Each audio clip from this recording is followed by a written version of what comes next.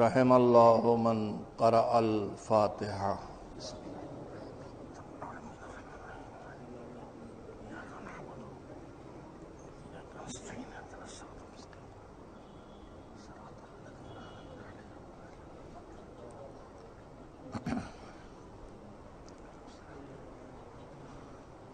اعوذ باللہ من الشیطان اللعین الرجیم.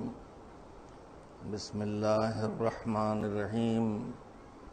الحمد للہ رب العالمین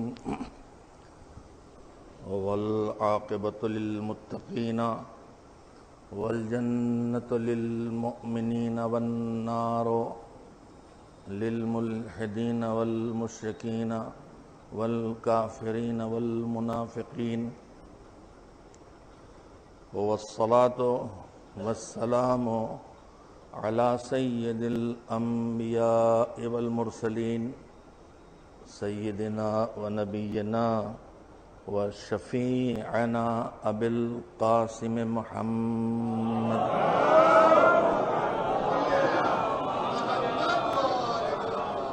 وآلہ الطیبین الطاہرین المعصومین المظلومین واللعنۃ الدائمۃ الباقیۃ علی اعدائہم اجمعین من الآن الی یوم الدین. اما بعد فقد قال اللہ سبحانہ وتعالی فی کتابہ المبین وهو أصدق الصادقين وقوله الحق. بسم الله الرحمن الرحيم.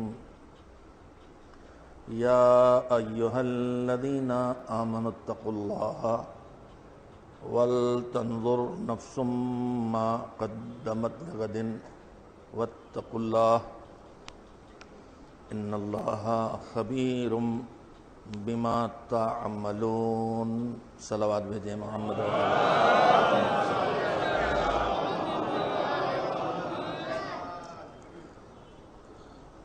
مجلس ایصال ثواب ہے اور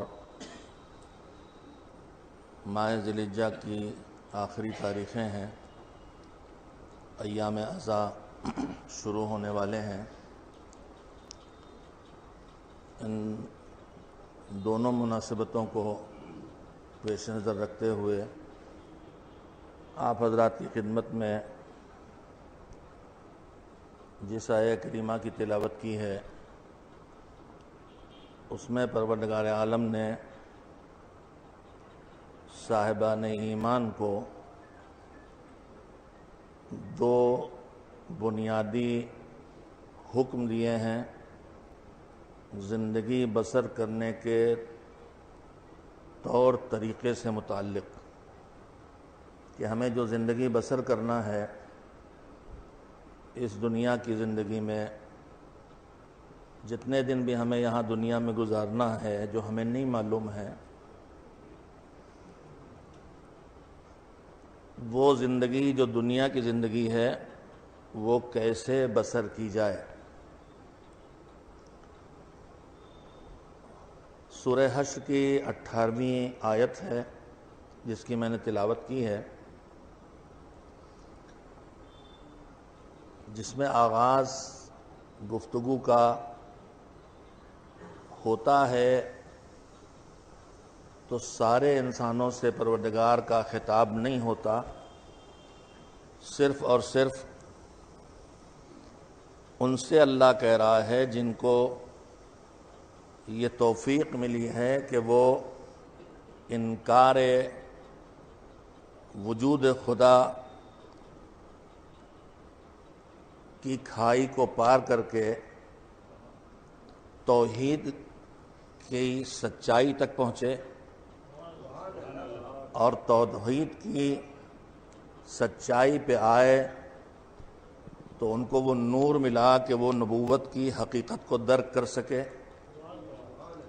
اور نبوت سے جب ہدایت ملی تو ان کے دلوں میں وہ گنجائش پیدا ہوئی اور دماغ اتنے کشادہ ہوئے کہ وہ امامت کا ادراک کر سکیں، اور جب توحید سے امامت تک پہنچے تو پھر توحید نے نبوت اور رسالت تک اور امامت تک جب پہنچایا تو ان تین عقیدوں نے مل کے اسے قرآن کی سچائی تک پہنچایا، اسے اہل بیت علیہم السلام کی گمراہی سے بچانے کی صلاحیتوں کے اقرار تک پہنچایا، اسے قرآن اللہ کی کتاب ہے اس عقیدے تک پہنچایا، کعبہ اللہ کا گھر ہے اس ایمان تک پہنچایا، اور یہی دنیا کی زندگی ہمارا آخری ٹھکانہ نہیں ہے، اس دنیا کی زندگی کے بعد آخرت کی زندگی ہے۔ اسی توحید و رسالت و امامت و قرآن کے اقرار نے عقیدہ آخرت تک پہنچایا۔ یہ ساری منزلیں صرف عقل کے ذریعے طے ہوئیں۔ یہ عقل تھی جس نے بتایا کہ کائنات بغیر بنانے والے کے نہ بن سکتی ہے اور نہ بغیر چلانے والے کے چل سکتی ہے۔ یہ عقل تھی جس نے بتایا کہ جب اللہ نے انسان کو بنانے سے پہلے اس کی ہر ضرورت حیات کا انتظام کیا، انسان کو بعد میں پیدا کیا، زمین چلنے کی پہلے بنا دی، انسان کو بعد میں پیدا کیا، پیاس بجھانے کا پانی پہلے انتظام کر دیا، انسان کو بعد میں پیدا کیا، سانس لینے کے لیے ہوا پہلے خلق کر دی، انسان کو بعد میں پیدا کیا، اس زمین پر چلنے کے لیے سورج کی روشنی پہلے دے دی۔ تو پھر یہی عقل کہتی ہے کہ جو اس چھوٹی سی دنیا میں راستہ چلنے کے لیے روشنی دے گا، وہ اس طویل زندگی میں جہاں جہالت کے اندھیرے پھیلے ہوئے ہیں، کیا ہدایت کی روشنی نہ دے گا؟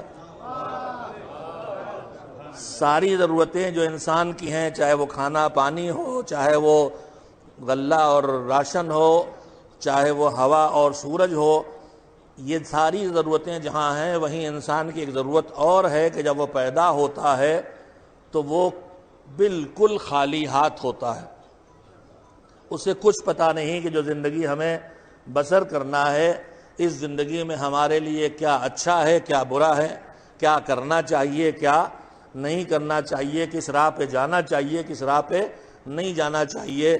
وہ جو کچھ کرتا ہے لوگوں کو دیکھ دیکھ کے کرتا ہے، سیکھ سیکھ کے کرتا ہے، تو سکھانے والوں کا محتاج ہوتا ہے۔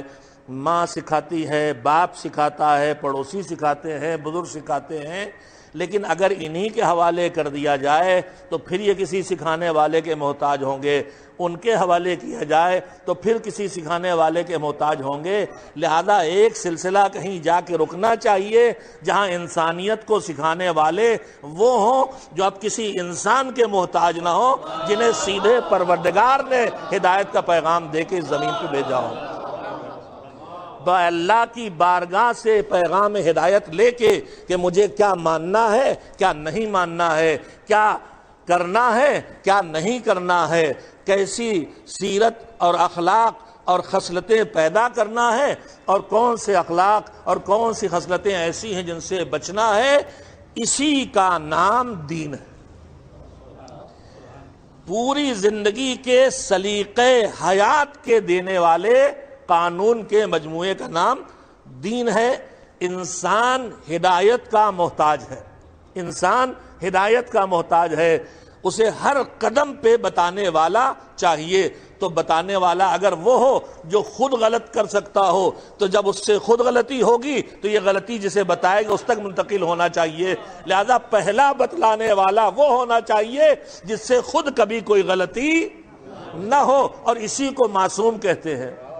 تو میری عقل نے مجھے نبوت تک پہنچایا، میری عقل نے مجھے رسالت تک پہنچایا، میری عقل نے مجھے عصمت تک پہنچایا۔ مجھے نہ اس میں کسی قرآن کی آیت کی ضرورت تھی، ابھی میرے پاس آیت آئی کہاں ہے، ابھی میں حدیث تک پہنچا کہاں ہوں، پہلے میں نے عقل کے سہارے سے سفر شروع کیا. یہ بنانے والا ہے، خود سے نہیں بنی. چلانے والا ہے، خود سے نہیں چل رہا. اس بنانے اور چلانے والے نے ہماری ہر ضرورت کو پورا کیا ہے. اس میں ہماری ایک ضرورت ہے، ہماری ہدایت.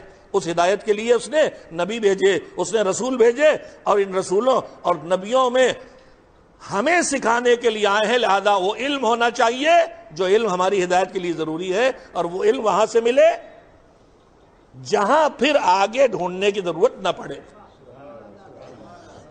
اور صرف علم ہونا کافی نہیں، ان سے کسی بھی بھول، چوک، خطا، نسیان، عصیان کسی چیز کی گنجائش نہ ہونا چاہیے. اس لیے کہ بھولیں گے تو غلط بتا دیں گے، چوکیں گے تو غلط راستے پہ ڈال دیں گے، عصیان کریں گے تو غلط راستے پہ پہنچا دیں گے، نسیان اور بھول کا شکار ہوں گے تو غلط راستے پہ پہنچا دیں گے. یہیں سے عصمت تک پہنچ گئے ہم. اب جب نظریہ رسالت تک پہنچ گئے، نظریہ نبوت تک پہنچ گئے، اب ہم کھڑے ہیں. نبی کے بعد نبی، رسول کے بعد رسول آ رہا ہے. کیوں میرے مالک؟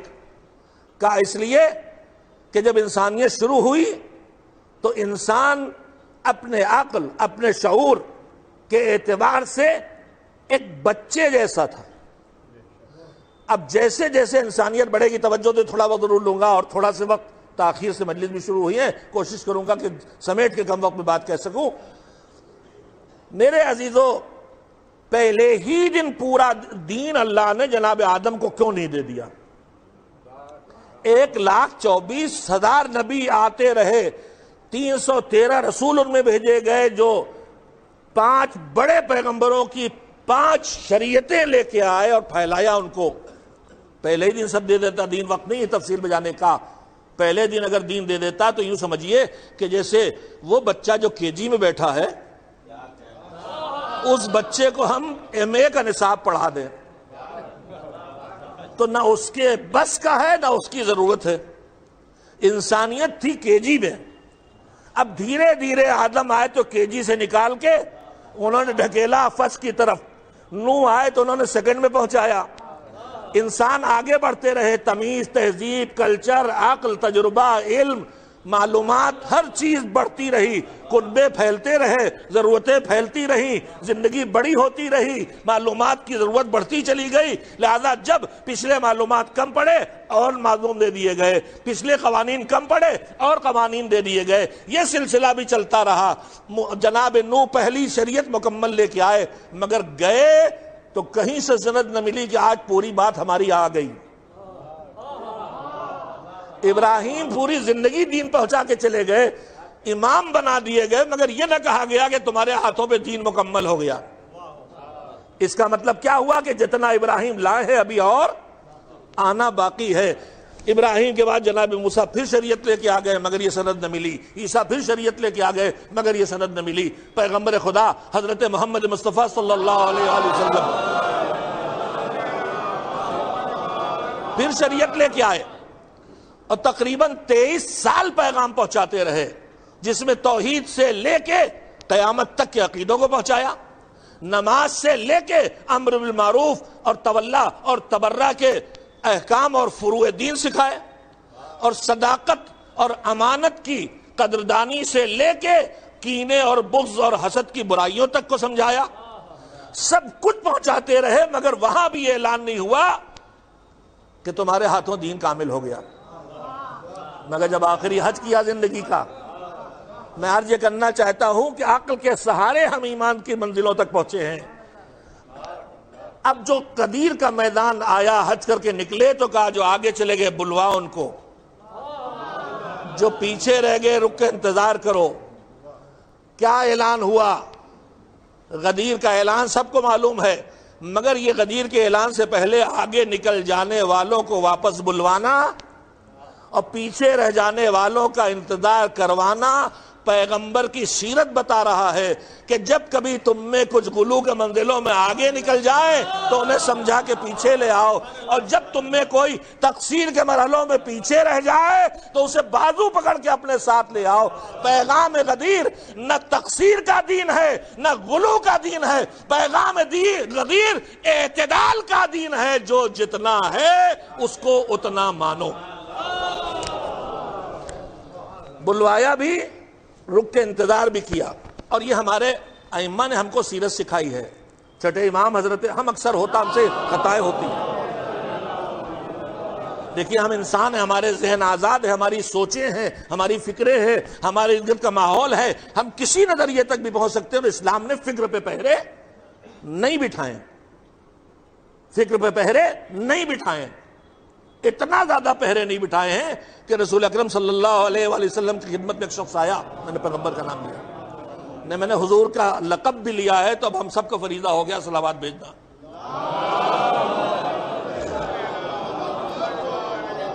اور اس نے آگے کہا کہ پیغمبر خدا میں تو ہلاک ہو گیا.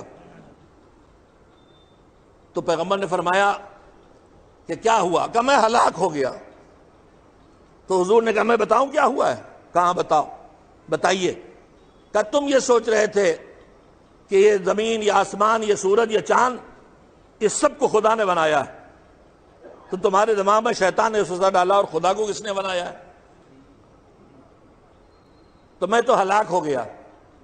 تو پیغمبر نے کہا نہیں، تم ہلاک نہیں ہوئے، تمہاری ہدایت کی منزلیں اور مضبوط ہو گئیں.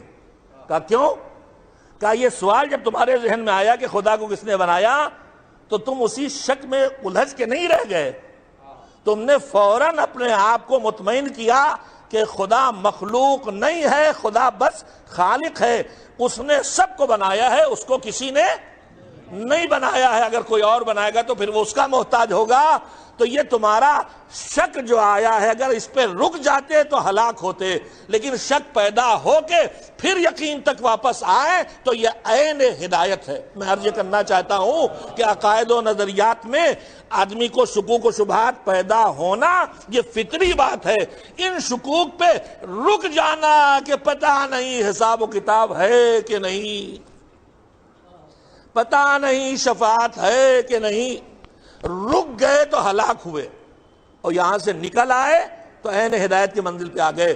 تو ہماری فکروں پہ پہرے نہیں بٹھائے گئے، لہذا ہمارے پاس نظریات آ سکتے ہیں. ہم میں کوئی وہاں بھی جا سکتا ہے کہ معصومین کو، ائمہ طاہرین کو، اہل بیت کو. ابھی ہمارے بزرگ اعجاز بھائی نے بہترین شعر ہے، ان میں ایک بات یہی تھی کہ ہم بھی علی کے، میں جو شعر یاد نہیں رہتے، بڑا بدذوق آدمی ہوں، بہت خوش ذوق ہوں، اچھے شعر اچھے لگتے ہیں، بہت بدذوق ہوں کہ یاد نہیں رہ جاتے.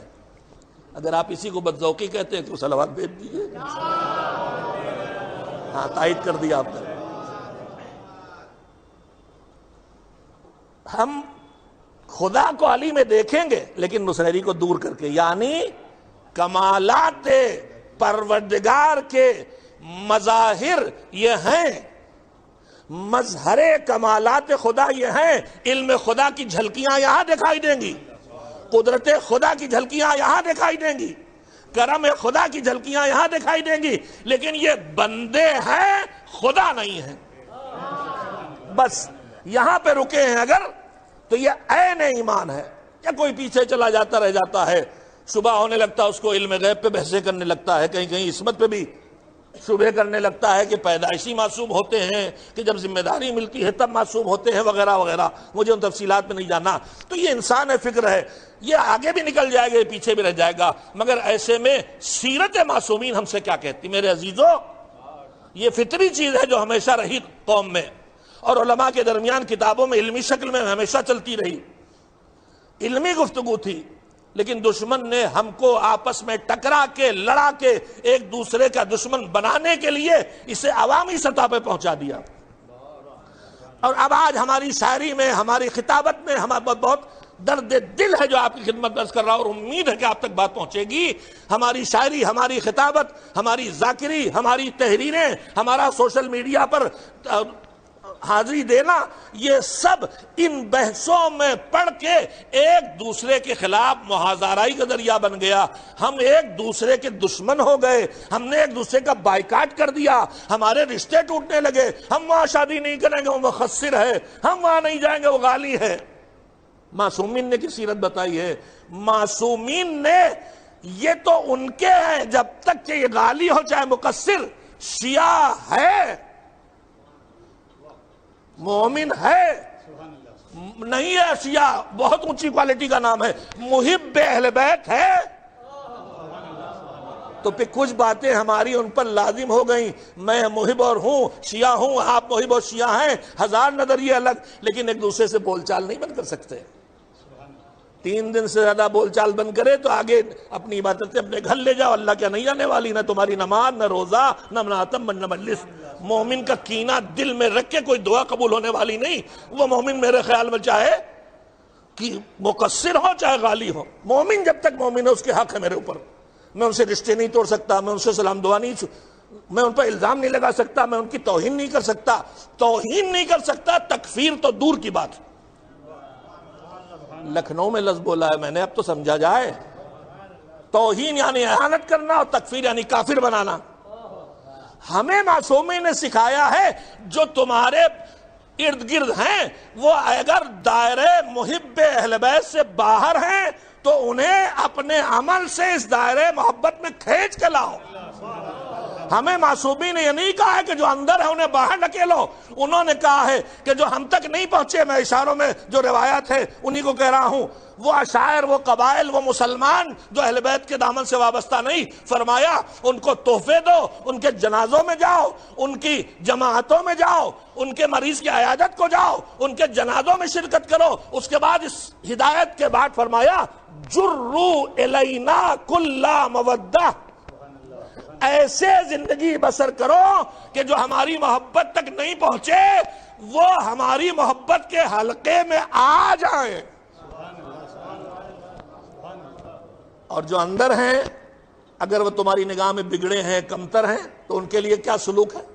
میں وہ بہت ضروری باتیں آپ کی خدمت میں عرض کر رہا ہوں جو کم عرض کی جاتی. اس وقت دشمن ہمیں توڑ کے بگاڑ کے لڑا رہا ہے.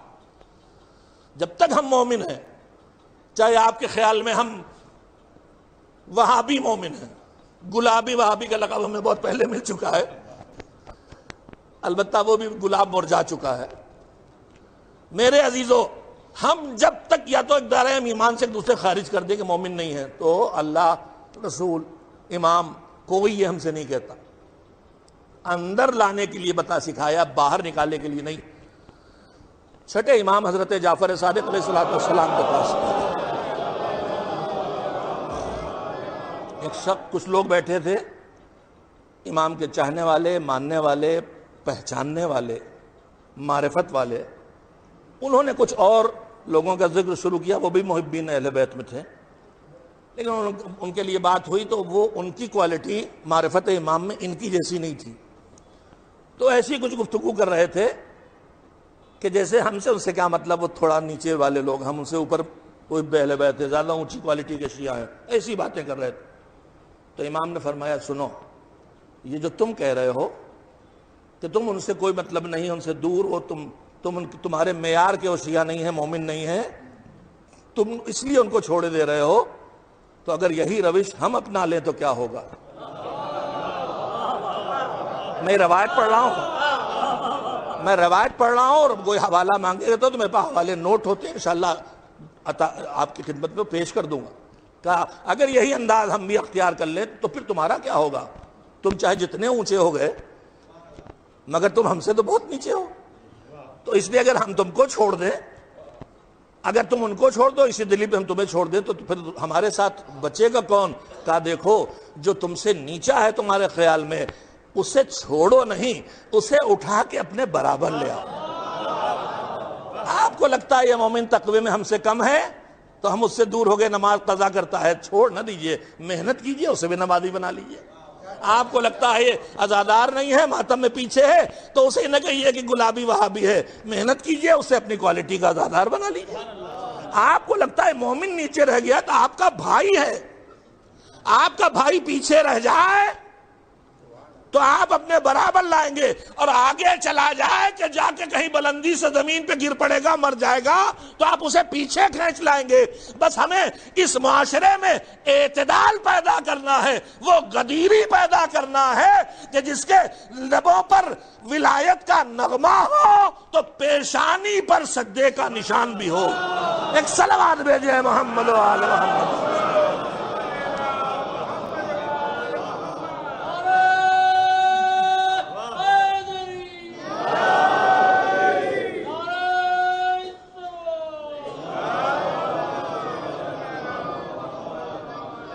ہماری کوشش یہ ہونا چاہیے کہ وہ مومن تیار ہو کہ ہر مومن کی پیشانی پہ سجدے کا نشان دکھائی دے اور سینے سے ذرا گریبان ہٹے تو ماتم کا نشان دکھائی دے.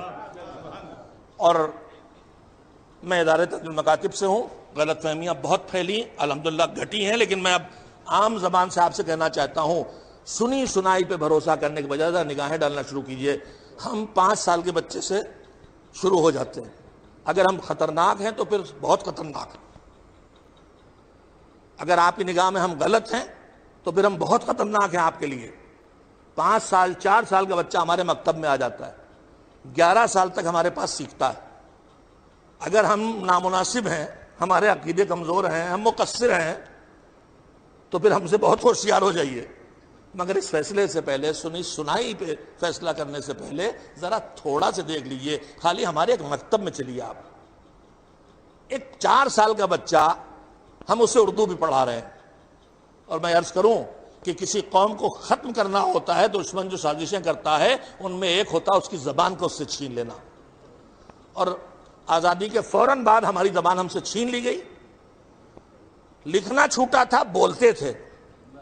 لیکن اب میں آپ سے عرض کروں کہ بولنے میں بھی ہماری اردو جا رہی ہے. تلفظ تو بڑے بڑوں کا درست نہیں رہ گیا، شین قاف غائب ہو گیا ہے. اپنا نام خود ہی بتاتے ہیں. آپ کا کیا نام؟ کا میرا نام جیسان ہے. بھائی جیسان نہیں ہے، آپ ذیشان ہے. قرآن مجلسوں میں قرآن سننے کو مل رہا.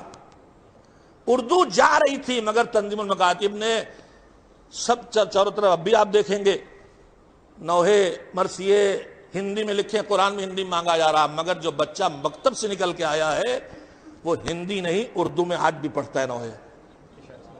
ہم جو اردو سکھاتے ہیں ہمارا ہے امامیہ اردو قاعدہ، امامیہ عربی قاعدہ. اور یہ پہلا مرحلہ ہے کہ جب بغدادی قاعدے سے نکال کے ہم امامیہ تک لے آئے.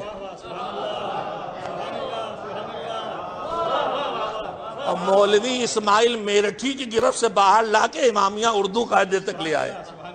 اس امامیہ اردو قاعدے کے پہلے صفحے کو کھولیے، دنیا بھر میں الف سے انگور. چلیے کہیں کہیں اللہ بھی لکھا ہے، ہم نے بھی لکھا الف سے اللہ. مگر اس کے بعد اب جو مثلا تے آئی تو ترازو یا ایسی کوئی چیز جو پہلے دن سے سکھا دے کہ ناپ تول کے ڈنڈی مارنے پہ آ جاؤ. لیکن ہمارے ہاں تے سے ترازو نہیں لکھا، تے سے تعزیہ لکھا ہے. ہمارے ہاں جیم سے جانماز لکھا ہے. ہمارے ہاں سین سے سجدگاہ لکھا ہے تو عین سے علم لکھا ہے. ہمارے ہاں کاف سے کعبہ لکھا ہے، قاف سے قرآن لکھا ہے، تو میم سے منبر لکھا ہے.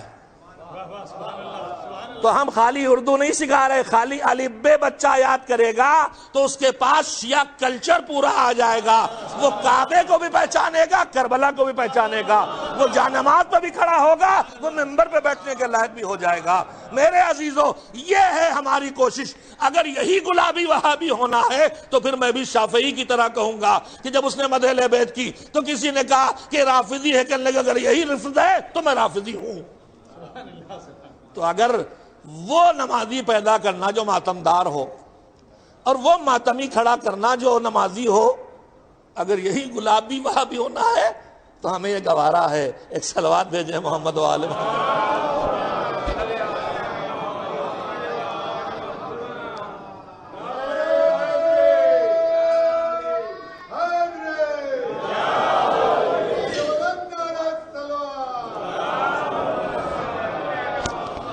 میں نے بات جہاں سے شروع کی تھی کہ دین کے سیڑھیاں جب میں نے چڑھنا شروع کی تو اکیلی عقل میرے ساتھ تھی. مجھے عقل لے کے آئی اللہ تک، اللہ سے نبیوں تک، رسولوں تک، اور رسول نے ہمیں رسالت کے عقیدے نے ہمیں پہنچایا امامت تک. کیسے دین کے مکمل ہونے کی سند کسی کو نہیں ملی، پیغمبر خدا صلی اللہ علیہ وسلم کو بھی نہیں ملی. لیکن جب غدیر کے میدان میں اونٹوں کے پالانوں کو ایک دوسرے پر رکھ کے ممبر جیسی چیز بنائی گئی. یہ میں نے ممبر جیسی چیز بنائی گئی کیوں کہا ہے؟ وہ ممبر تو نہیں تھا اس ڈھانچے کا، ممبر جیسی چیز تھی، مگر اسے ممبر غدیر کہا گیا. توجہ دیں، ایک جملے میں ماشاءاللہ سب پڑھے لکھے بیٹھے ہوئے ہیں، ایک جملے میں بات کہنا چاہتا ہوں۔ یزید کے دربار میں جو لکڑیوں کی بنی چیز رکھی تھی وہ منبر جیسی تھی کہ نہیں؟ وہ منبر تھا، آج بھی رکھا ہے وہ یا اس جیسا منبر تھا، مگر اس منبر پر جب بیٹھ کے حق کے خلاف، ولایت کے خلاف، امامت کے خلاف، اہل بیت کے خلاف، دین کے خلاف بات ہوئی تو سید سجاد علیہ السلام نے اس کے جواب دینے کے لیے یزید سے اجازت مانگی ہے، تو کیا کہا تھا؟ مجلسیں سنتے ہیں آپ، نتیجے بھی نکالا کیجئے۔ کہا امیر اگر تیری اجازت ہو تو میں بھی ان لکڑیوں پہ جا کے اپنی بات کہوں۔ سنو علی کے شیعو، جب منبر ہو مگر ان کی بات نہ کی جائے تو وہ لکڑی رہ جاتا ہے، اور جب لکڑیاں ہوں مگر غدیر کا پیغام سنایا جائے، دین کا پیغام سنایا جائے تو پالان شتر بھی منبر بن جایا کرتا ہے۔ یہ منبر دین سنانے کے لیے ہے، یہ دین پیغام خدا سنانے کے لیے ہے، یہ توحید کے لیے ہے، یہ رسالت کے لیے ہے، یہ نبوت کے لیے ہے، یہ فضائل محمد و آل محمد کے لیے ہے۔ عجیب غریب باتیں ہمارے معاشرے میں سننے کو ملتی ہیں، جوان کبھی کبھی اس سے متاثر ہو جاتے ہیں۔ کہیں کوئی کہتا ہے صاحب یہ منبر غدیر کا منبر ہے، اور غدیر کے منبر سے تو بس فضائل بیان ہوں گے۔ بہت بے خبر ہے کہنے والا، غدیر کے منبر میں تو خالی ایک فضیلت بیان ہوئی ہے، باقی ساری فضیلتیں جو بیان ہوئی کہاں سے بیان ہوئی؟ بولیے۔ جتنی حسین منی وانا من حسین، علی مع الحق والحق مع علی، اور ہزاروں ارشاد پیغمبر، یہ سب کس منبر سے بیان ہوئے؟ بولیے۔ غدیر کے منبر میں یہ 10 سال کے مدینے کی زندگی میں مسجد النبی کے منبر سے، تو یہ بڑی بے خبری ہے کہ کہیں کہ مسجد کا منبر احکام کے لیے اور غدیر کا منبر فضائل کے لیے۔ پورے فضائل کا سارے بیان مسجد النبی کے منبر سے ہوا ہے، اور غدیر میں صرف ولایت علی نہیں، خطبہ پیغمبر کا پڑھیے، پورا دین بیان کیا ہے، نماز و روزہ بیان کیا ہے۔ تو یہ نہ غدیر کا منبر ہے نہ مسجد النبی کا منبر ہے، یہ منبر رسول ہے۔ غدیر میں بچھے تو بھی منبر رسول ہے، مسجد میں بچھے تو بھی منبر رسول ہے، امام باڑے میں رکھا ہو تو بھی منبر رسول ہے، اور نہ رکھا ہو چوراہے پہ کھڑے ہو کہ لاؤڈ اسپیکر پہ وہ پیغام پہنچایا جا رہا ہو تو وہی چبوترا منبر ہے۔ منبر اس شکل کا نام نہیں ہے، منبر اس جگہ کا نام ہے جہاں سے پیغام دین دیا جائے، پیغام قرآن دیا جائے، پیغام ولایت دیا جائے، پیغام امامت دیا جائے، پیغام اخلاق دیا جائے، پیغام تقوی دیا جائے، پیغام توکل دیا جائے۔ ایک صلوات بھیجیں محمد و آل محمد۔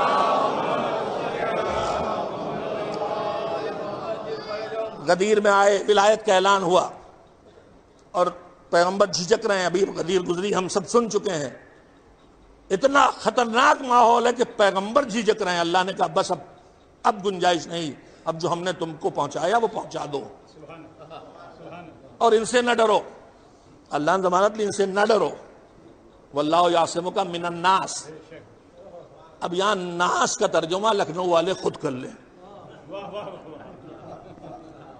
یہ جو کنجر ہیں ان سے نہ ڈرو، یہ تمہارا کچھ نہیں بگاڑ پائیں گے۔ میں نے خود نہیں پڑھا تھا، ابھی اس سال جب غدیر آئی میں نے کہا کچھ پڑھیں کچھ اور سیکھیں، تو مجھے پتا چلا کہ پیغمبر کی جان لینے کی سازش 5 مرتبہ ہوئی کم سے کم، اور اس میں تبوک سے واپسی میں جو اونٹ بہکایا گیا تھا وہی نہیں، غدیر سے واپسی میں بھی رات کی تاریکی میں پلان بنایا گیا تھا کہ پیغمبر کو اونٹ بہکایا جائے، جب اونٹ بہکے گا تو یا تو پیغمبر اونٹ سے گر پڑیں گے یا لڑکھڑائیں گے، اسی وقت حملہ کر دیں گے، اور مدینے واپسی میں یہ کام ہوا، اور پیغمبر کو اللہ نے اطلاع دے دی، تو جہاں وہ چھپے تھے اس سے پہلے ہی اونٹ رک گیا، اور انہوں نے وہاں پتھر گرایا تاکہ اونٹ بھڑکے، مگر اونٹ وہاں پہنچا ہی نہیں تھا، تو پتھر گرا تو اونٹ بھڑکا نہیں، اور وہ روز سمجھے کہ اونٹ بھڑک گیا ہوگا، دوڑ کے آ گئے، اور اسی وقت روشنی ہوئی اور سب کے چہرے دیکھ لیے گئے جو کتابوں میں لکھے ہیں۔ ایک صلوات بھیجیں محمد و آل محمد۔ ایک انسانی صفت یہ بھی ہے جس کے لیے ایک محاورہ ہے، چور کی داڑھی میں تنکا۔ ہمارا نام تو نہیں لیا تھا. بس اتنا کافی، اس سے بڑی دلیل کیا چاہیے؟ اور بیچارے کیا اقرار کریں،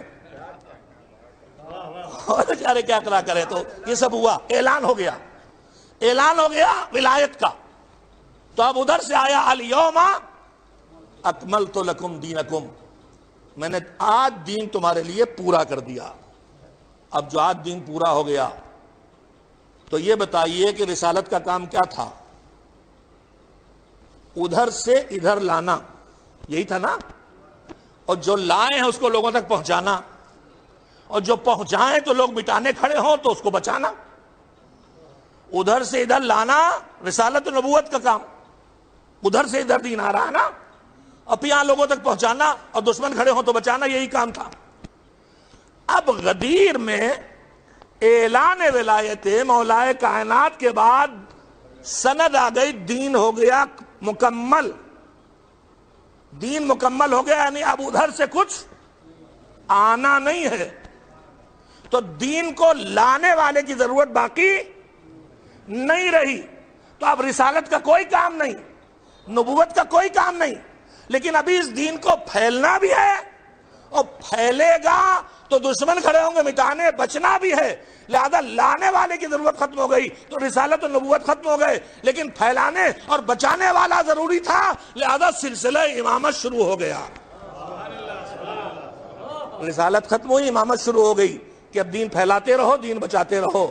اور یہ سلسلہ قیامت تک رہے گا، جب تک کہ اس زمین پر پورے زمین کے ایک ایک ذہن اور دل تک دین نہ پہنچ جائے، اور اس زمین سے جب تک دین کا دشمن نہ مٹ جائے امامت لازمی ہے.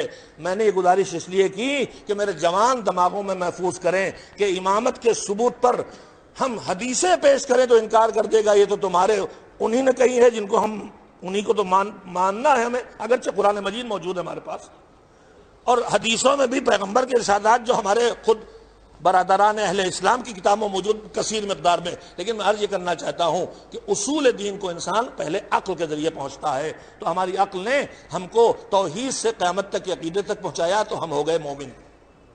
اب میں پھر بہت وقت لے لیا اور بات کہنے میں، اب میں پھر آیت پڑھتا ہوں. یا ایھا الذین آمنو، اے ایمان والو، یعنی کون؟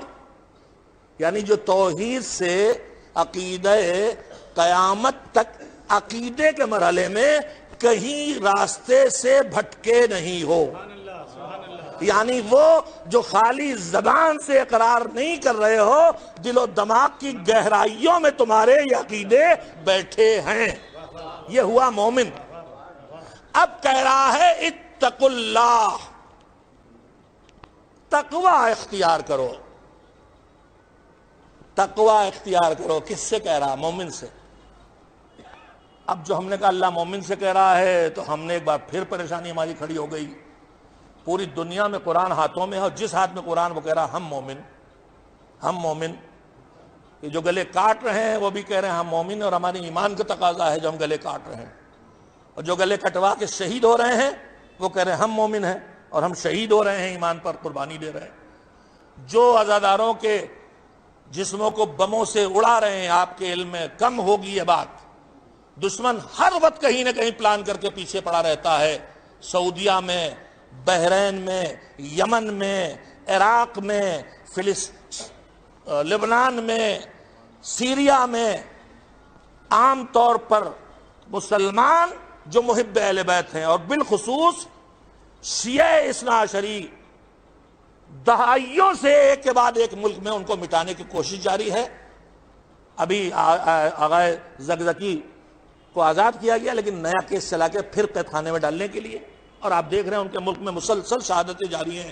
کم میڈیا میں آ رہی، بالکل الیکٹرانک میڈیا پہ نہیں آتی، سوشل میڈیا پہ تھوڑی خبریں آتی ہیں عربی فارسی میں.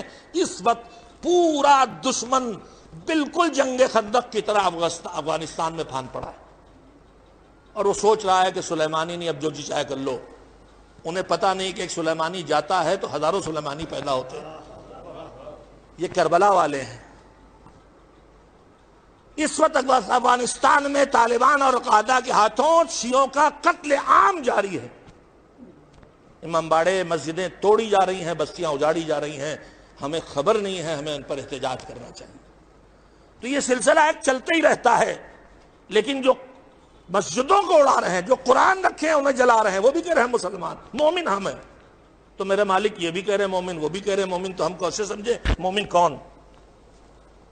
تو مالک نے کہا ہے کہ جب تمہارے درمیان کسی مسئلے پہ اختلاف پیدا ہو تو اس مسئلے کو پیغمبر کے پاس لے جاؤ، ان سے حل کراؤ، تبھی تمہارے دل مطمئن ہوں گے۔ ہم گئے حضور کے پاس، حضور نے کہا ہم یہ فیصلہ پہلے ہی کر چکے، مومن کون ہے ہم بتا چکے۔ کہاں حضور؟ کہا تمہیں یاد نہیں؟ ہم نے اپنے علی سے کہا تھا کہ یا علی حبک ایمان و بغضک کفر و نفاق۔ ہم نے پہلے ہی کہہ دیا تھا علی تمہاری محبت ایمان ہے، تم سے بغض اور کینہ اور دشمنی یا کفر ہے یا نفاق ہے۔ ایک لمحے رک کے ایک چھوٹی بات سن لے، دل نہیں مانتا بغیر سنائے، جیسے اعجاز بھائی شعر کہہ لے تو فوراً سناتے ہیں۔ ان کی سلامتی کے لیے ایک صلوات بھیجیں محمد علیہ۔ یہ شاعر تو بیچارے بدنام ہو گئے ہیں کہ سناتے ہیں، چائے پلا پلا کے سناتے ہیں، مگر یہ ہر آرٹسٹ کی کمزوری ہے کہ اس کے پاس کچھ آئے گا تو دوسروں تک پہنچائے گا، اور یہ بیماری نہیں ہے، خوبی ہے کہ کنجوس نہیں ہے۔ جو نہ کھائے نہ کھلائے میرا جیسا، نہ شعر کہنے پائے نہ سنائے، اس کو لئیم کہتے ہیں۔ جو خود کہہ کے رکھ لے وہ بخیل ہوگا، جو دوسروں تک پہنچائے وہی سخی ہوگا۔ اور علماء میں بھی یہی ہے کہ علم چھپا کے رکھو، بلکہ کہیں کہیں علم چھپا کے رکھنے پہ لعنتیں بھی کی گئی ہیں کہ جب تمہارے دین میں ایجادات ہونے لگے، نئی نئی چیزیں شامل کی جانے لگے، بنام دین میں وہ شامل کیا جائے جو دین نہ ہو، جسے بدعت کہتے ہیں، تو جب بدعتیں ہونے لگے اور اس وقت جو جانکار ہیں وہ چپ رہیں، جو اہل علم ہے وہ چپ رہیں، تو اللہ کہتا ہے ان پر لعنت اللہ کی۔ تو چپ رہنا کبھی کبھی بولنا واجب ہو جاتا ہے، چپ رہنا حرام ہو جاتا ہے۔ تو سب دعوے دار ایمان کا یا علی حبک ایمان و بغضک کفر و نفاق، تم سے محبت ایمان، تم سے دشمنی کینہ کفر یا نفاق۔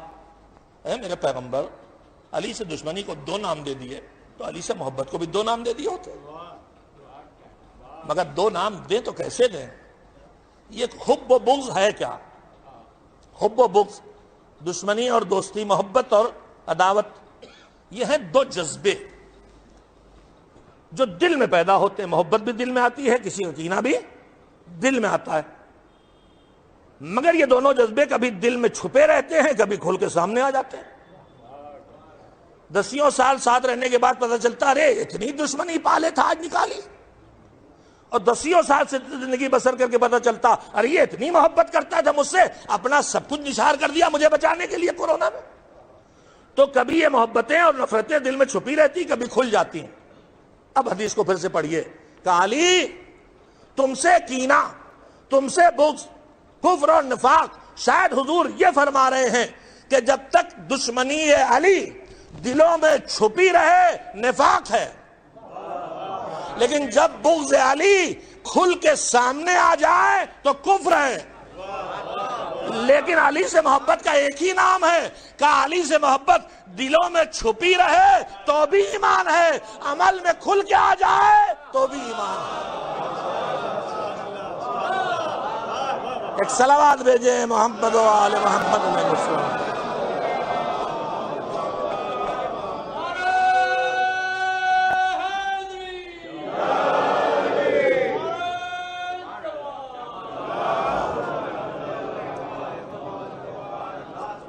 اب پیغمبر سے ہم نے پوچھا تو انہوں نے کہا ایمان والے یعنی علی والے۔ اب میں یہاں مولانا غلام مسکر اللہ مقامہ کے جملے اکثر دہراتا ہوں، انہی میں ان کا ایک جملہ یہ تھا کہ اب اے صاحبان ایمان، قرآن کو جب پڑھو اور جہاں آئے یا ایھا الذین آمنو، تو میں کہہ سکتا ہوں کہ اے ایمان والو یعنی اے علی والو، ایمان والو یعنی اے علی والو۔ اپنے جوانوں کے لیے بتانا چاہوں گا کہ 89 آیتیں 89 آیتیں ایسی ہیں جہاں اللہ نے جو بھی کہا ہے وہ یا ایھا الذین آمنو کہہ کے کہا ہے۔ اور میں یہ بھی عرض کر دوں کہ یا ایھا الذین آمنو یعنی ایمان والو یعنی علی والو، ان آیتوں میں 2 ہی چیزیں دیکھنے کو ملیں گی، یا کسی اچھے عمل کا حکم دیا ہے یا کسی برے عمل سے روکا ہے۔ یا کسی اچھی عادت کو اپنانے کا حکم دیا ہے یا کسی بری خصلت سے بچانے کا حکم دیا ہے؟ تو اب علی والوں سے خاص کر کے اللہ کہہ رہا ہے جو اچھا ملے اپناتے چلے جاؤ، جو برا ملے اس سے بچتے چلے جاؤ۔ تو علی والا کون ہونا چاہیے؟ جو معصوم تو نہیں ہے مگر اچھائیوں کو اپنا کے برائیوں سے بچ کے کم سے کم عدالت کی منزل تک آ جائے۔ یہی حکم اس آیت میں ہے، یا ایھا الذین آمنوا اتقوا اللہ۔ تقوی ہے اللہ کا ڈر، ہم ترجمہ کرتے ہیں، مگر ڈر اللہ کا کیوں؟ ہم آپ جو ڈرتے تو کس سے ڈرتے ہیں؟ محلے کے بدماش سے ڈرتے ہیں، بد زبان سے ڈرتے ہیں، جھگڑالو سے ڈرتے ہیں، سانپ بچھو سے ڈرتے ہیں، بجلی کے تار سے ڈرتے ہیں۔ تو یہ جو سارے ڈر ہیں کیوں ہیں؟ ان سے مجھے غزن نقصان پہنچ سکتا ہے۔ تو آدمی کسی سے ڈرتا ہے تو اس لیے کہ اس سے نقصان پہنچے گا، وہ ظلم کرے گا، وہ کاٹ لے گا، وہ جلا دے گا، وہ جیل پہنچا دے گا۔ اللہ سے ڈر، کیا اللہ ہمیں نقصان پہنچائے گا؟ کیا وہ ہمارے اوپر ظلم کرے گا؟ وہ تو رحمان و رحیم ہے، وہ فضل والا ہے۔ تو پھر اللہ کا ڈر نہیں۔ معصومین نے بتایا تقوی اللہ کا ڈر نہیں ہے، تقوی اپنے گناہوں پر اللہ سے عذاب کا ڈر ہے۔ مگر یہ ڈر بھی کچھ معمولی نہیں ہے۔ ڈر کرتا کیا ہے؟ ڈر کرتا یہ ہے کہ جس چیز سے ڈرے اس سے بچاتا ہے۔ ہم بچھو سے ڈرتے ہیں تو ادھر بچھو تو ہم ادھر۔ چھپکلی سے بہت بچے ڈرتے ہیں، چھپکلی ادھر تو میری نواسی ادھر۔ ہاں میں نے سچائی بتا دی۔ جو نہیں ڈرتے تو گرگٹ ادھر تو میرا پوتا ادھر۔ تو جو ڈرے گا اس سے، جو نہیں ڈرے گا اس طرف جائے گا، جو ڈرے گا اس سے پیچھے ہٹے گا۔ ہے ڈر کا قانون کہ نہیں؟ ڈر یہی کرتا ہے کہ جس سے ڈرے گا اس سے دور کرے گا۔ بہت سمجھدار مجمع میرے سامنے اور بہت قدردان۔ ڈر کا کام یہ ہے کہ ڈرو گے تو دور کرے گا، مگر اللہ نے اس کائناتی نظام کو اپنے لیے بدل دیا۔ دنیا میں کسی سے ڈرو گے تو دور لے جائے گا، مگر خوف خدا پیدا ہوگا تو قربت پیدا کرے گا۔ جتنا خوف خدا پیدا ہوگا اتنی قربت پیدا کرے گا۔ خوف خدا آئے گا تو قربت الہی آئے گی، خوف خدا بڑھے گا تو قربت الہی بڑھے گی۔ اللہ کہتا ہے دنیا میں زندگی نہیں، ضرورت نہیں پانی کی، میں ضرورت ہو پی لوں گا میں۔ ہمارے مولانا ایسے پانی پلا رہے ہیں جیسے کہا جاتا ہے نا پانی پی پی کے کوسنا، تو میں کوس چھوڑ ہی رہا ہوں بھائی کہ آپ پانی مجھے پلا رہے ہیں۔ ایک صلوات بھیجے محمد والا۔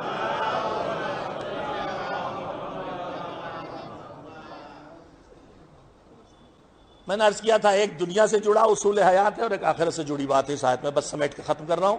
یا ایھا الذین آمنوا یعنی ایمان والو، یعنی اے علی والو، اتقوا اللہ، اللہ سے ڈرو، یعنی ایسے کام نہ کرو جس کی وجہ سے تم اللہ کی ناراضگی کا، عتاب دنیا یا عذاب آخرت کا شکار ہو جاؤ۔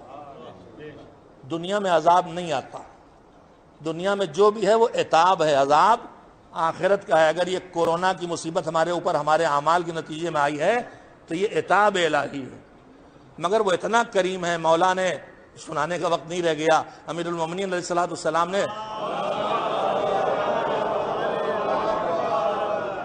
ابھی میرے پاس 33% ہے اور یہاں 33% میں پاس ہو جاتا ہے، اور آج کل تو آن لائن چل رہا ہے، تو آن لائن میں تو ابھی کتنے لوگ اور میرے ساتھ بیٹھے ہیں مجھے پتا نہیں ہے، تو میں 3rd کلاس صحیح لیکن پاس چل رہا ہوں۔ ذرا ایک سب لوگ مل کے صلوات بھیج دیے بھائی۔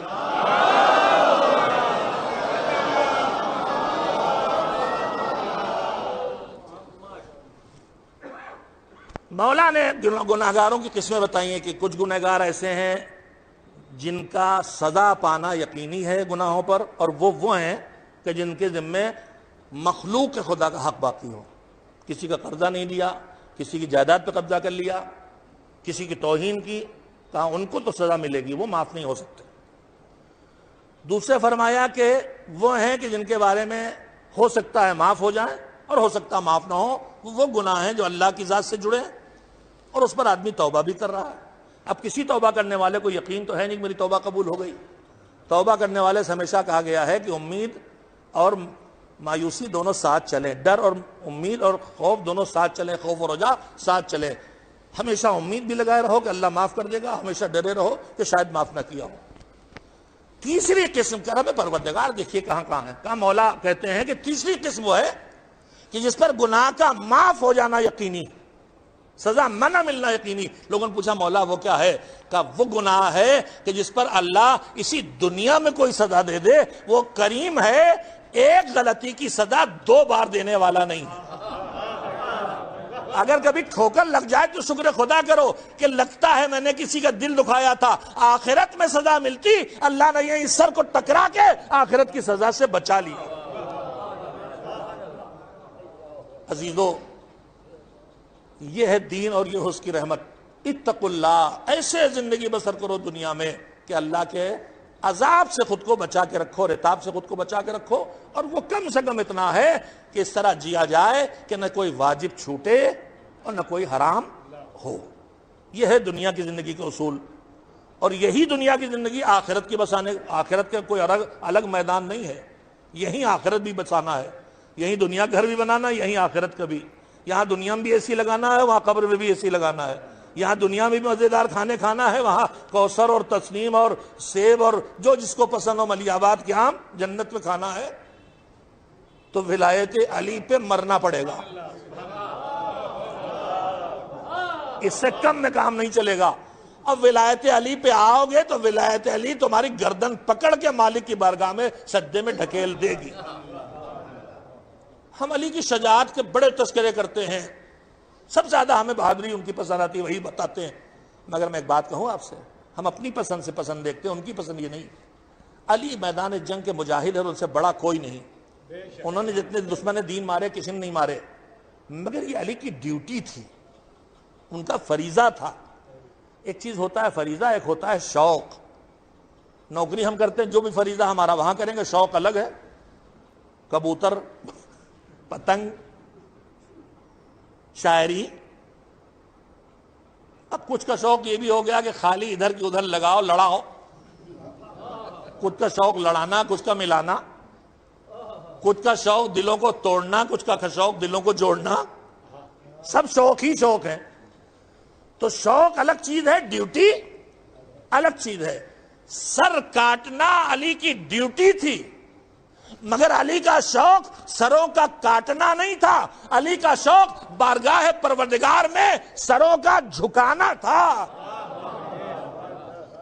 سجدے میں جانا علی کا شوق تھا، کسی کا سر کاٹنا علی کا شوق نہیں تھا۔ تو زندگی بسر کرنا ہمیں کس طرح کے گناہوں سے بچ کے رہیں، واجب نہ چھوٹے، حرام نہ ہو۔ علی والے ہیں تو ہم سے کہا جا رہا ہے۔ اور اس کے بعد کیا کرنا؟ وَلْتَنْظُرْ نَفْسٌ مَّا قَدَّمَتْ لِغَدٍ۔ اور دیکھو ہر آدمی جی رہا ہے دنیا کی زندگی، روزی روٹی، گھر مکان گاڑی، تعلیم، شادی، بچوں کی رشتہ داریاں نبھانا، دعوتیں اڑانا وغیرہ وغیرہ، سب ڈیوٹی ہے، مگر اس دنیا میں لگ کے آخرت کو نہ بھول جانا، یہیں وہاں کا معاملہ بھی نپٹانا ہے۔ گھر یہاں بنے تو دیکھو وہاں کتنا بنا ہے۔ امام صادق نے کہا تم ہی گھر بنا رہے ہو جنت میں، ایک ایک جملے میں ایک ایک پیغام ہے کہ گھر تو تم ہی بنا رہے ہو جنت میں، یہ جو تم نیکیاں کرتے ہو انہی سے گھر بنتا ہے۔ مگر سمجھو کہ ایک آدمی جو گھر بناتا ہے اور بنا تو دیکھا نہیں صحیح نہیں بنا، پھر توڑوا دیا۔ زمینداری میں سے ہم نے دیکھا اپنے گاؤں میں بھی، پھر توڑوا دیا، آج تک کھنڈر کھڑا ہے۔ تو امام نے فرمایا کہ جو گھر بنے اور توڑا جائے وہ کبھی بن کے تیار نہیں ہوتا، لیکن جو بنے دھیرے دھیرے سے ہی بنے۔ ہم سب بناتے ہیں، ایک بار زمین خریدی، ایک مرتبہ بنیاد بھری، ایک بار دیواریں کھڑی کی، ایک بار چھت ڈالی، یہی کرتے ہیں نا، تو برسوں لگ جاتے ہیں کام۔ اگر جو بنے اور توڑا نہ جائے تو کسی نہ کسی دن بن کے تیار ہو جائے گا۔ مولا وہ تو سمجھ گئے، مگر آپ کہہ کیا رہے؟ فرمایا سنو، اگر نیکیاں کرتے رہو لیکن گناہ کر کر کے ان نیکیوں کو ضائع کرتے رہو تو تمہارا محل کبھی جنت میں نہ کھڑا ہو سکے گا، لیکن اگر تم نیکیاں تھوڑی بھی کرتے رہے اور گناہ سے خود کو بچاتے رہے تو تمہارا گھر جنت میں ایک دن ضرور بن جائے گا۔ تو اب نتیجہ کیا نکلا کہ علی والے کی ڈیوٹی ہے کہ واجب نہ چھوٹے اور حرام نہ ہو، یعنی گناہ سے خود کو بچا کے چلنے کی عادت ڈال لے تو اس کے بعد ایک نیکی بھی، ایک آنسو بھی جنت میں لے کے پہنچا دے گا، ایک صلوات بھی جنت میں پہنچا دے گی، جہنم سے بچ نکل آئے۔ ایک صلوات بھیجے محمد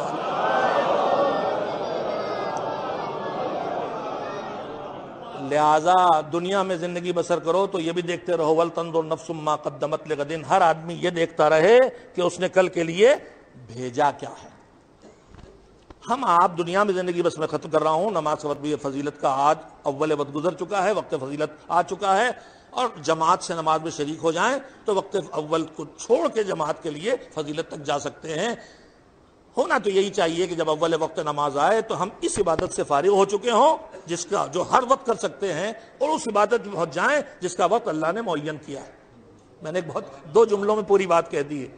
ایک عبادت وہ ہے جو عبادت کو حکم وقت معین نہیں کیا کہ جب چاہو تب کرو، مجلس انہی میں ہے، اور ایک عبادت وہ ہے جس کا وقت معین ہے کہ اسی وقت پڑھنا ہے تم کو، نماز ان میں ہے۔ تو معین وقت والے کو معین وقت پہ کر لیں، اور جس کی آزادی ہے وہ جب چاہیں تب کر ڈالیں۔ کسی نے بہت اچھے جملوں میں بات کہی کہ آزاداری ہر وقت، نماز بر وقت۔ ایک صلوات بھیجیں محمد و آل محمد۔ میں ہرگز نہ کسی پہ طنز کرنے کا قائل ہوں، نہ بحث کا مزاج بنانے کا۔ بغیر بحث کا مزاج کھڑے کیے ہوئے صحیح بات پہنچانے کی مثبت لہجے میں ضرورت ہے ہماری قوم میں، تاکہ جو آپس کی دوریاں بڑھ بڑھ کے فرقے بنتے چلے جا رہے ہیں ان سے نجات ملے، اور سب ایک دوسرے کے ساتھ کھڑے دکھائی دیں۔ ضرورت اس کی ہے، ضرورت تو سارے عالم اسلام کو ایک ہونے کی ہے، ضرورت تو سارے عالم انسانیت کو ظالموں کے خلاف کھڑے ہونے کی ہے۔ شیطان پرست انسانوں کے مقابلے میں سارے انسان ایک ساتھ کھڑے ہوں، چاہے ہندو ہوں، چاہے سنی ہوں، چاہے عیسائی ہوں، چاہے یہودی ہوں، سب ایک ساتھ انسان ہیں تو ایک ساتھ کھڑے ہوں، ضرورت اس کی ہے۔ مسلمان ہیں تو ایک ساتھ کھڑے ہوں۔ تو پھر شیعہ ہیں تو اس سے زیادہ قربت کا رشتہ تو کوئی آنے والا نہیں ہے۔ ان کو تو علی کی محبت جوڑے ہیں، ان میں فاصلے نہ ہونا چاہیے۔ اللہ کرے کہ بھئی ایام ازاں آئیں تو ہمیں جتنا ہم جوڑیں اس سے زیادہ اور جوڑیں، ایسا نہ ہو کہ ایام ازاں آئیں تو ہمارے فاصلے بڑھنا شروع ہو جائے۔ جو فاصلے پیدا ہوئے وہ گھٹا دیجئے گا۔ اگر لڑ کے مجلس جانا چھوڑ دیا تھا، گھر جانا چھوڑ دیا تھا، اب مجلس حسین میں چلے جائیے گا تو گھر آنے جانے کا سلسلہ بھی شروع ہو جائے گا۔ حسین آئیں گے تو جوڑ کے جانا جائیں، حسین تمہیں توڑ کے جانا پسند نہیں کریں گے۔ نام حسین پہ ایک دوسرے سے بڑا گھٹاؤ، فاصلوں کو بڑھاؤ نہیں۔ میں بات ختم کروں تو دنیا میں دیکھتے رہو کل کے لیے بھیجا کیا ہے۔ اس دنیا میں جب ہمیں فکر ہوتی ہے اس دنیا کی زندگی بسر کرنے کی، تو ہم نے 100 کمائے تو 10 روکے، 200 کمائے 20 روکے۔ ہم نے کہا کیوں بچا رہے ہیں، کل بھی تو ملیں گے 200۔ کہا تھوڑے تھوڑے جمع کر لیں، کہیں کوئی آفت آ جائے، بیمار ہو جائیں، بچوں کو پڑھانا ہے، شادی کرنا ہے، 10 مسائل ہیں، اس کے لیے روک رہے ہیں۔ تو جب ہم آنے والے کل کی فکر ہوتی ہے تو ہم کیا کرتے ہیں، جو مل جائے اسے روکتے ہیں، ہے کہ نہیں؟ اور اللہ کہہ رہا ہے یہ دیکھو کہ کل کے لیے بھیجا کیا ہے۔ تو ہمارے پاس جو دنیا والا کل ہے اس میں وہ کام آتا ہے جو روکا جائے، لیکن اللہ کہہ رہا ہے کہ آخرت کا کل وہ ہے جس میں وہ کام آئے گا جو بھیجا جائے۔ جو ہم نے اپنے اوپر خرچ کر لیا وہ روک لیا، جو کسی ضرورت مند کے ہاتھ پہ رکھ دیا وہ بھیج دیا، جو کپڑے ہم نے پہن لیے وہ روک لیے، جو کسی غریب کے لباس پہ چلے گئے وہ وہاں چلے گئے۔ ائمہ یہی امام چوتھے امام کے جملے ہیں کہ جب کوئی مانگنے آتا تھا تو کہتے تھے خوش آمدید خوش آمدید، مرحبا مرحبا بمن یحمل زادی الی منزلی۔ جو سامان مجھے اپنی پیٹھ کے لات پہ لے جانا پڑتا وہ یہ میرا سامان وہاں پہنچا رہا ہے۔ تو جو وہاں کام آئے گا وہ جو بھیجا ہے۔ جس وقت کی قیمت ہم نے یہاں ٹیوشن پڑھا کے لے لی وہ روک لیا، اور جو کسی ضرورت مند طالب علم کو جو ٹیوشن فیس نہیں دے سکتا اس کو فری پڑھا دیا تو یہ وہاں بھیج دیا۔ میں سیاست میں ہوں، سیاسی تعلقات سے میں نے 10 ٹھیکے اپنے لے لیے تو یہاں روک دیا، اور کسی ایک غریب کو نوکری دلا دی تو وہاں بھیج دیا۔ تو بس جو دوسرے کے کام آ جائے گا وہ وہاں ملے گا۔ اللہ کہتا ہے کہ تم ہمیں اگر خلوص کے ساتھ کھجور کی گٹھلی پر سفید جھلی برابر بھی کچھ اچھا کام صدقہ کر کے بھیجو گے تو ہم پال پوس کے واپس کریں گے قیامت میں، تو اتنا بڑا کر کے دیں گے جیسے کوہ احد۔ اب ہم طے کر لیں کہ خمس نہ دے کے ایف ڈی بڑھانا ہے کہ جو 5% دینے والا ہے، یا خمس دے کے ادھر بھیج دینا ہے جہاں کوئی لمٹ نہیں ہے کہ کتنا بڑا ہو کے واپس آنے والا ہے۔ ایک صلوات بھیجیں محمد و آل محمد۔ واتقوا اللہ، اور دیکھو سنبھل کے زندگی بسر کرنا، واجب نہ چھوٹے حرام نہ ہو، واجب نہ چھوٹے حرام نہ ہو، اور پلٹ کے دیکھتے رہنا کوئی واجب تو نہیں چھوٹا، کوئی حرام تو نہیں ہوا، قضا کر لیں، توبہ کر لیں۔ واللہ ان اللہ خبیر بما تعملون، اور خالی تمہیں یہ بھروسہ ہو جائے کہ تم جو کرتے ہو اللہ جانتا ہے تو تم خود ہی سدھر جاؤ گے۔ سدھرنے کے لیے اتنا ہی کافی ہے کہ اللہ باخبر ہے۔ بس عزیزوں، میں بے انتہا شکر گزار ہوں کہ آپ نے مجھے موقع دیا ممبر پہ آنے کا، اور نہایت تحمل سے تھوڑی منزلیں آگے بڑھ کے سماعت فرمایا۔ ابھی کمال کربلا ایک یہ بھی دیکھنے کو ہمیں ملا کہ جو مراحل صبر میں شکر کی منزلوں میں تھے، جہاں ہم صبر نہیں کر پاتے شکر کی منزلوں میں آ جاتے ہیں، وہاں شکر کی منزلوں میں تھے۔ چاہے سارا گھر لٹانے کے بعد ہنگام عصر حسین کا سجدہ شکر ہو، اور چاہے بیویوں اور پھوپھیوں اور بہنوں کے سروں سے چادریں چھن جانے کے بعد شام غریبہ کی تاریکی اور سناٹے میں وقت کے امام فرزند حسین سید سجاد کا سجدہ شکر ہو۔ ساری رات ایک ہی آواز آتی رہی، تیرا شکر کہ تو نے ہماری قربانی قبول کی۔ ایک باپ دنیا سے اٹھا ہے، بیٹیاں ہیں، بیوہ چھوڑی ہے، اور چاہنے والے ہیں، بھائی ہیں۔ میرے عزیزوں، کربلا میں ایک بزرگ، ایک بوڑھا جس کو جوان بھائی کی موت نے کمر توڑ دی تھی، جوان بیٹے کی شہادت نے آنکھوں سے نور کم کر دیا تھا، گود کے پالے بھیا کی یتیم کی کچلے ہوئی لاش کے ٹکڑے سمیٹنے میں کمر جھک گئی تھی، وہ نکلا شہادت کے لیے، وہ نکلا شہادت کے لیے۔ بی بی کو بلایا، بہن کو مدد چاہیے تمہاری بہن، چلو میرے ساتھ۔ وقت کا امام آیا اس کے سامنے جس کی امامت ابھی ان مراحل میں شروع ہونے والی ہے۔ بی بی زینب آ کے بیٹھ گئی، یہ زینبیہ ہے۔ یہ لفظ ہی بے چین کرتا ہے، اس زینبیہ کا لفظ آتے ہی دل زینبیہ سامنے آتا ہے، جہاں بہن دیکھ رہی کہ میرا بھیا بھوکا پیاسا مارا جا رہا، اب بھیا کہہ رہا تھا بہن واپس جا خیموں میں، بہن مدد چاہیے، لے کے آ گئی۔ سر اٹھایا، گود میں رکھا، چہرے پہ ہاتھ ملا، بے ہوش کو پانی چھڑک کے ہوش پہ لاتے ہیں، یہاں تو بانسو بھی خشک ہو چکے ہیں۔ چہرے پہ ہاتھ ملا، بیٹا آنکھیں کھول، دیکھے تجھ سے ملنے کون آیا ہے۔ آنکھ کھولی، بابا سراپا لہو سراپا زخم، بابا یہ کیا؟ کہا جنگ، کہا ٹھیک جنگ ہے، مگر حبیب کیا ہوئے؟ کہا بیٹا شہید۔ مسلم کیا ہوئے؟ گردن کٹا کے سو گئے۔ بابا میرا چچا عباس آئے۔ سید سجاد کے سوال کہہ رہا ہے کہ میں اطمینان تھا میرا چچا ہے تو میرا بابا کو کوئی ایک جنم نہیں پہنچ سکتا۔ کہا بیٹا سب ختم ہو گئے، سب شہید ہو گئے، اب میں بچاؤں۔ کونی ٹیکی، طاقت لگائی، اٹھنا چاہا، دم نہیں۔ پھوپھی بازو پکڑو، پھوپھی ہنسا دو، بیٹا کیوں؟ کہا جاؤں گا لڑنے کا نہیں، تیرا جہاد کوفہ شام کے بازاروں میں ہے۔ یاسر عاشور اپنی طاقت سے اٹھ نہ سکے، اسے 11 محرم سے لے کے اور صفر کی تاریخوں تک زمین پہ اتنا طولانی سفر زنجیریں ڈال کے پیادہ چلایا جائے۔ خدا حافظ بابا، نکلے، بیویاں سب باندھ کے کھڑی ہو گئی، خدا حافظ بھیا، خدا حافظ بابا، خدا حافظ چچا۔ پہنچ گئی سامنے ذوالجناح، بیٹھ گئے، نہیں ابھی نہیں بیٹھے، آگے کنارے کھڑے ہوئے۔ صابر حسین بھی اب بے چین ہے تھوڑا سے، کبھی داہنے کبھی بائیں۔ زینب سمجھ گئی بھیا اب بخش بازو پکڑنے کے لیے نہیں ہے، اب اکبر رکعت تھامنے کے لیے نہیں ہے، مگر زینب ہے۔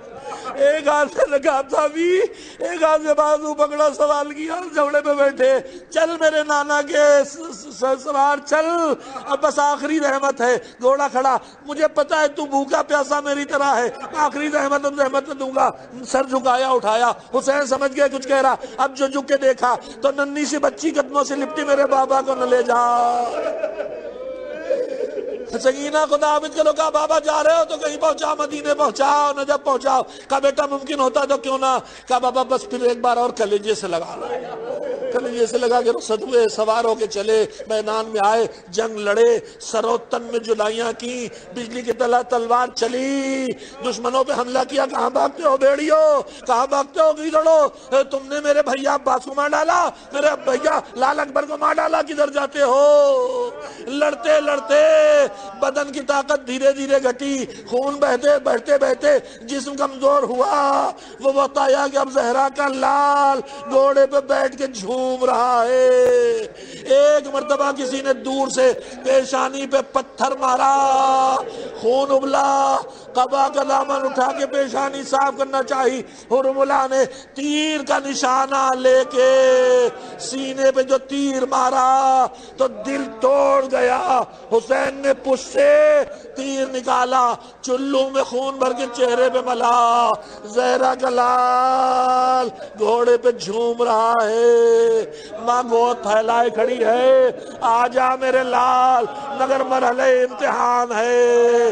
جنازہ زندہ جسم تیروں پہ اٹکا، زمین تک دھیرے دھیرے پہنچا، ظالم کا خنجر چلا، سر و تن میں جدائی آئی، زلزلہ آیا۔ زینب پہنچی، بیٹا دیکھ کیا قیامت ہے؟ کا پردہ ہٹاؤ اماں، پھوپھی اماں، نو کے نیزہ پہ باپ کا کٹا ہوا سر، السلام علیکہ یا ابا عبداللہ۔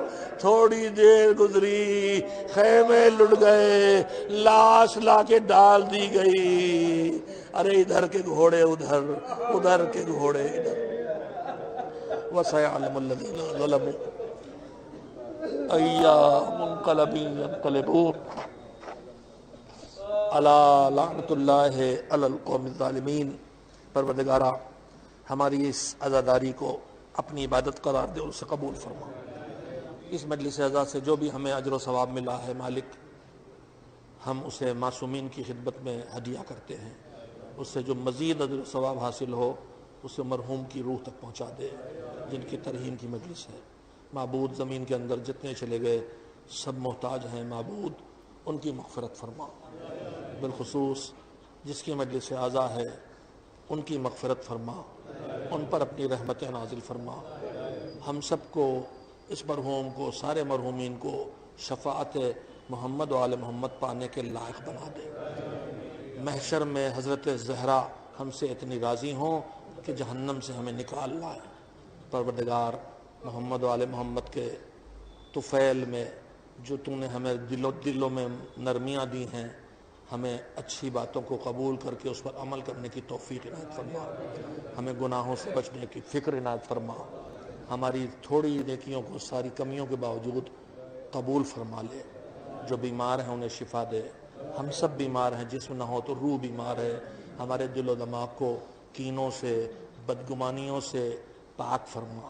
باراللہ ہمارے دلوں میں دوسرے کے لیے محبت اور رحمت عنایت فرما، ہمارے دلوں کو کینوں سے پاک کر دے، حسد سے پاک کر دے، ہماری زبانوں کو غیبت سے اور اہانت مومن سے پاک کر دے، ہمارے ذہنوں کو معاشرے کے درمیان انتشار پھیلانے والی سازشوں سے پاک کر دے۔ پروردگار ہمیں اپنے گھر کی زیارت کے ساتھ ساتھ عتبات عالیات کی زیارت کا شرف عنایت فرما۔ جو دشمن ان عتبات کے پیچھے پڑے ہیں، ان کے نام و نشان کو مٹانے کے لیے ان کو نیست و نابود کر دے۔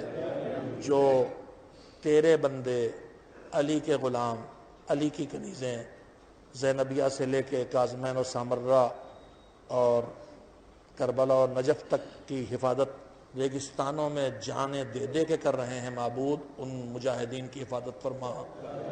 جو شہید ہو گئے ان کے گھروں کی سرپرستی فرما۔ جو دین کی خدمت عصر غیبت میں کر رہے ہیں